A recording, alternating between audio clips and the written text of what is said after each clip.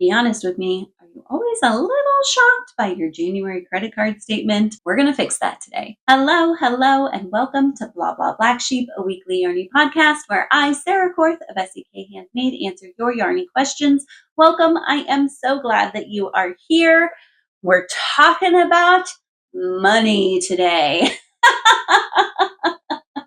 I know that this can be an uncomfortable topic, but I'm hopefully going to give you some tips and tricks to help you feel better about your holiday budget. Let's start off real quick by what I'm wearing. My little guy has been super thrilled to pick out what I'm wearing these last few weeks, and I'm guessing it'll continue through the summer. We'll see though. And so he said he wants me to wear these earrings today. These are my Pico crochet earring pattern. These are in a yarn that I would not recommend. I got like, what would you call it? Like kind of a nylon thread from Hobby Lobby. It's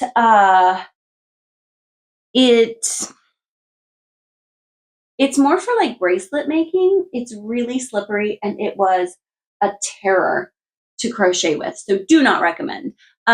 My favorite crochet threads are Aunt Lydia's, which you can find at Joann's and Amazon, all the big places.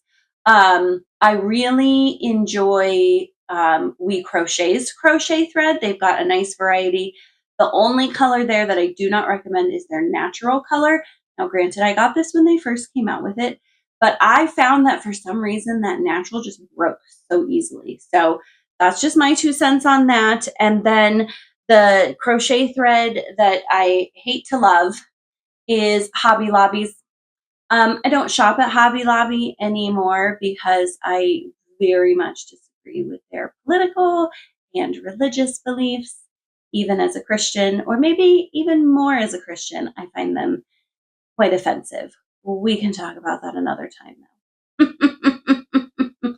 But I had already purchased about every color they had of crochet thread, and they do have really great colors of crochet thread, and they are really high quality. So, yeah, that's what I have to say about that, I guess. These earrings come with 3 different styles, and I must have gifted a bunch of these earrings because these 2 pairs were the only pair I could find. So this is one of the styles. Oh, focus on that. It's got a ton of little, I wish I had something dark to put in front of it. Maybe? Does that help? It's got some great details on it. I don't know. Really, really cute in person. Maybe a good picture of it would be better. So it's got this style. I like to wear these on Halloween because they look a little bit like dinosaur or dragon scales, or spikes. These I wear all the time. They're just fancy and gorgeous. And then there's a set of the 3 little ones. I'll put a picture. So links to the pattern, links to the crochet thread. It'll all be down there. And then, guys, I'm wearing my Ventanitas top. I love this so much. So this top is by my friend Amber of Amber Bliss This, and I made major modifications, not in like a complicated way, but in like I'm a very short, busty person way. So I think I used the 2X width to accommodate my biggest part, which you should always do, accommodate your biggest part, which is my chest. But then I knew I wanted to wear it over dresses. I have this cute little cotton dress from Old Navy with pockets. And so I knew I wanted it to be cropped. And so I was like, well, I'll do the 2X width and the extra small length, even the extra small length. Amber's a tall person. I am a short person, and I wanted it cropped. So I had to make up my own length, but it's super easy to do. It's a very adjustable pattern. And then I just did these a little differently, and there was supposed to be one on the arm. I left it off. It's a great pattern. Can I say, yarn, knitted wit, it is wool. I wore this when I went to Chicago with the Crochet Miss ladies a few weekends ago. It feels like yesterday, but I know it was longer than that. I wore this. Coffee. When we went to downtown Chicago, it was 100 degrees out that day, and I was mostly comfortable for the fact that it was 100 degrees. This top is so breathable, and I'm going to show you, remember, I'm going to show you next week. I have another top that I finished up. It's out of cotton. I actually think it's hotter than the wool. I don't know. I just think. So highly recommend the Ventanitas top. If you have questions about how I modified or how to modify your own, let me know, let Amber know. We're happy to help. And I will link to Knitted Wit Yarn. I just bought more of her yarn this last weekend because I had 2 skeins to do a project. Of course, I need a coordinating hat, so I'm buying more yarn. Isn't that always? So there you go. All the links are down in the show notes. You don't need to search anything out. It's all there. Got you covered. So let's talk about today's question. In the spirit of planning ahead, I'd love to be better at budgeting this Christmas. Give me all the tips. All right. So last week we talked about getting organized for your holiday handmade items, your gift giving. So, I gave lots of tips on how to decide what you're going to make. So let's talk today, since we're starting way in advance, with some of my tips about how to budget that handmade. We're going to talk specifically about your handmade stuff. Your other gift giving, get an app, my friends. There are lots of apps out there. There are some wonderful apps. Even just open up your notes tab and put your people in, put what you got them, put how much it costs. That's very helpful. Maybe put a note about where you hid it if you're like me. There have been times I've been like, I know I got something. Don't know where it is though. So let's talk about help in budgeting for your handmade holiday gifts. All right. So the first thing you need to do is you need to organize. You cannot budget if you don't know where you're going. And to me, that is the biggest issue with all my gift giving. Is I'm very chaotic about it. I buy at random times. Have I already started Christmas shopping? Yes, I have. And when I don't have a budget in mind, then I just keep spending a little bit here and there, and I never know what my full budget is. And so when the credit card bills roll in, I end up having overspent because each little thing didn't seem like that big of a deal until you add them all up. So we're going to start with our big picture, which you should have done a little bit last week with organizing all your stuff. If you have not watched last week's episode, highly recommend. Not to pat myself on the back, but I had a lot of great organizing tips. Also, that's going to be the first step to organizing so that you can budget. So last week had a free holiday gift giving organizer. That's not what I call it. I'm sure I call it something less mouthfully than that, but it's back there. It's free. Put in your email address. It'll come to you. Once you kind of go through that, then you're going to be ready for the budgeting. So take my tips from last week, figure out who you're going to give to, what you're going to give, and where your priorities are. Then we need to get specific with our patterns. Last week, I kind of said like you could be a little general, but if you're going to budget, you need to know how much yarn you need, because that's the expensive part of handmade gifts, right? The yarn. So take your specific patterns, write down how much yarn you're going to need. Write down what yarn you're going to use and how much that is going to cost. Now, let me tell you, the great thing about doing this now is that you can shop some sales, right? So will there be some Labor Day sales? Yeah, probably.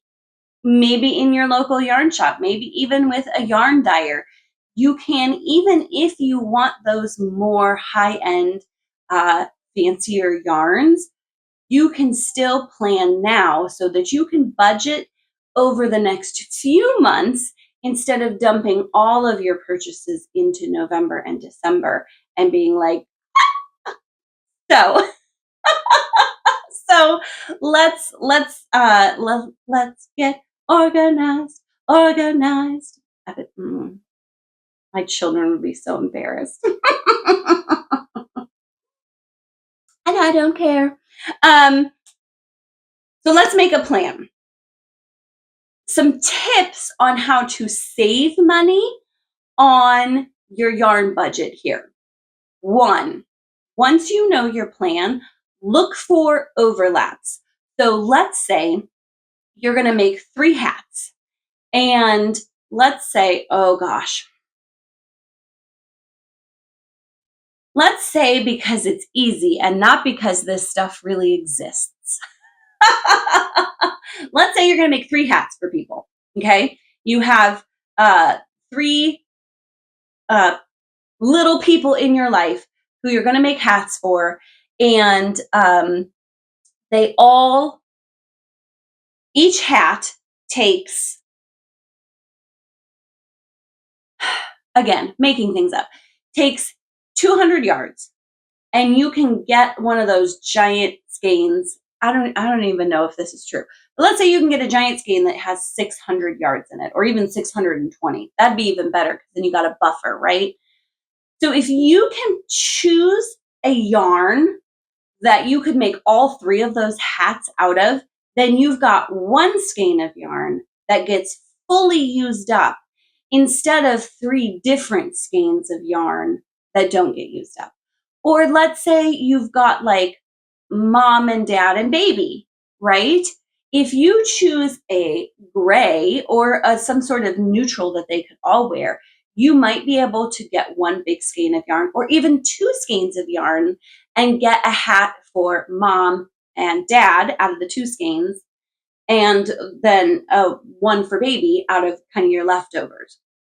The other thing is, let's get real creative here. Let's say you've got mom, dad, and baby, okay? Let's say mom would really like a teal hat. Let's say dad was more like that's too standouty for him. So dad would like a gray hat. So you make a teal hat for mom, you make a gray hat for dad, and you make a striped hat for baby with the gray and the teal. So if you have your whole picture, then you already know, I'm going to make a hat for mom, I'm going to make a hat for dad, I'm going to make a hat for baby. And then you can look at your yardage. Always give yourself a little bit of a buffer, unless you're like really adventurous. But then you can take that knowledge and you can make those adjustments. You can say, I want to make 10 worsted weight hats. And so I'm going to buy the same brand of yarn, the same weight, they're all going to be worsted weight hats. I'm going to buy 1 type of yarn in 5 colors, okay? I'm going to be able to get 2 hats out of each of those skeins.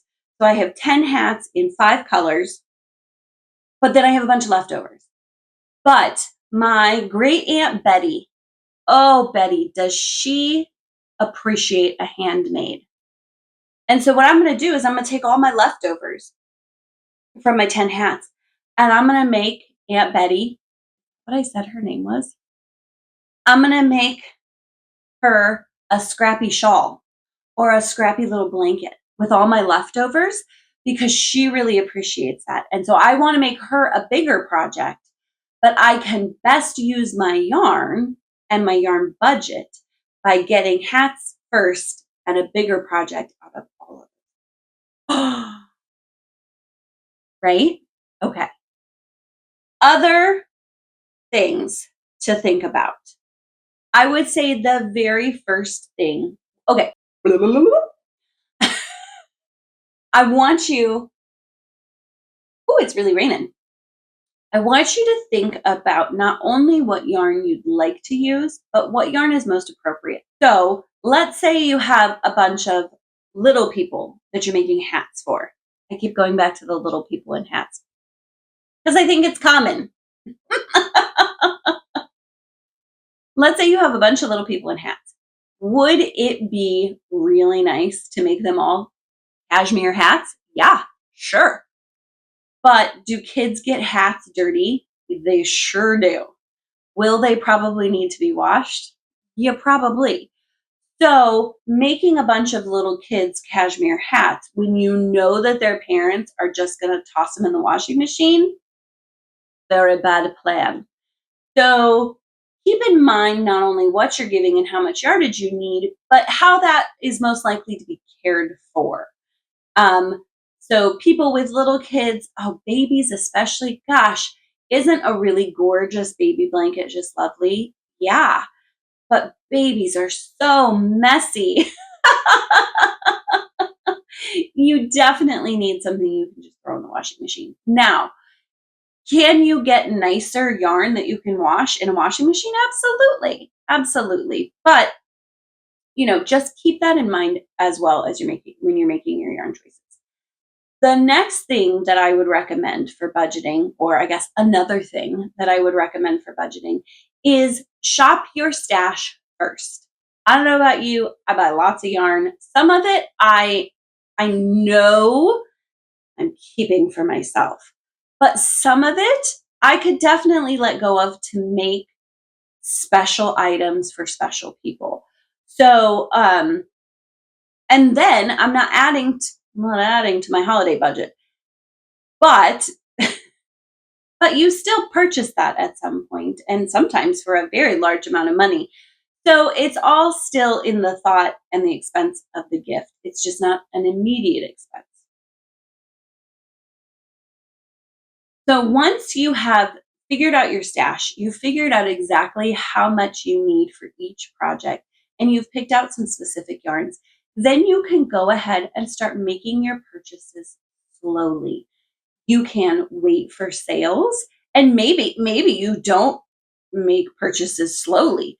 Maybe you know that your favorite yarn dyer has a big Labor Day sale, or that Joann's will have a big Labor Day sale. And so you're going to go in and you're going to buy a whole bunch of yarn at once, but it's going to be at Labor Day instead of Black Friday. So that spreads the cost of that out. But then you can also kind of like nickel and dime it by not waiting for a big sale and say, I'm just thinking, like, if you've got a bunch of little kid stuff to make, will you probably go to big box store and purchase from? Yeah, probably. So get those Joann's coupons, and every time you get a 60% off coupon, go to Joann's, get your one skein of yarn at 60% off, and just do that again and again until you have the 5 skeins you need for the 10 hats you're going to make. Have I convinced you to make 10 hats yet?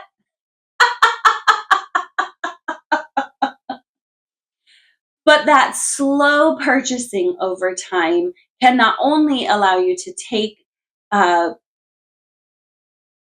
advantage of good deals, but it can also then spread the cost. So even if you say, I've got 3 friends that I want to make shawls for, and I want to use nice yarn, I want to use cashmere yarn. If instead of starting in November, and I think that was thunder, instead of starting in November and purchasing 3 skeins of cashmere yarn, if you start and you buy a skein of cashmere yarn in July, a skein of cashmere yarn in August, and a skein of cashmere yarn in September, it spreads it out so it's not all a hit to your budget at once. I mean, even if you're talking that those skeins are, $30 or $40 a skein, doing one of those each month instead of all of them at once, I don't know about you, but that makes a big difference to my budget. I know it's just July, but I really think making a solid plan and a plan you're going to stick to can really help you budget the best way possible to make all of your handmade items affordable and in budget, and in the yarn that you want. So I hope you found that helpful. I have another free resource for you to help you organize all of your project and your budgeting in the show notes below. Again, you're just going to click on the link, enter your email address. You'll get an email with a link to the free budgeting tool, and it'll download straight to your computer so that you can open it up, print it off, and get going. So I hope that you find that really helpful. Let's talk small businesses. I only have one small business to share with you today. Well, kind of, sort of. I'm going to share my mug in this time specifically. This is from my lovely friend Katie of Hello Fern. She's got lots of neat things, and she often does ornaments around the holidays. So I know we're not to the holidays yet, but maybe keep that in mind as a fun little gift to support a handmade maker. And that's a great way to give handmade gifts. If you are like, I want to give a handmade gift, but I don't have time to make all the handmade gifts, support other small makers and businesses and give their handmade items. All right, other small business would be the yarn for my top here. Highly recommend Knitted Wit. All the links below. All the links below. No, like officially announcements, but I do need a little pat on the back. I finished a project. I started this scrappy cowl back in February when we did our scrappy event. And you guys, I took the holiday weekend. Let me see. Oh, there. I took the holiday weekend and I said, I'm going to work on some projects that I'm just going to knock them out and finish them up. I worked on very little actual work the first week of July, and I got to say, it feels good to finish some of these up. I finished up one big project that I'll share with you next week, and then I was like, must finish more. So I got this guy done, and I'm really pleased with him. It's way too hot to wear him right now, but it'll be great to wear this fall. It's all scraps of other fingering weight projects that I had, and I just held two strands together, and I worked my Winslow cowl, and it's fantastic. I love it. I love a good scrappy project. So, yay, all done. All right, that's all I have for you this week. I hope that the organization tips from last week and the budgeting tips from this week help you to have a relaxed holiday season. I'm telling you guys, trust me on this. Starting early is the key. Next week, I'm going to be sharing with you some pattern ideas so that you can really nail down what things you want to make this holiday season so that you can plan and budget. And I'm really excited to share with you some super great makers. So thank you so much for joining me this week. I'd love it if you'd like, subscribe, share, do all the things, comment below with your budgeting tips. Have a great week. I hope to see you back here next week, and happy crafting.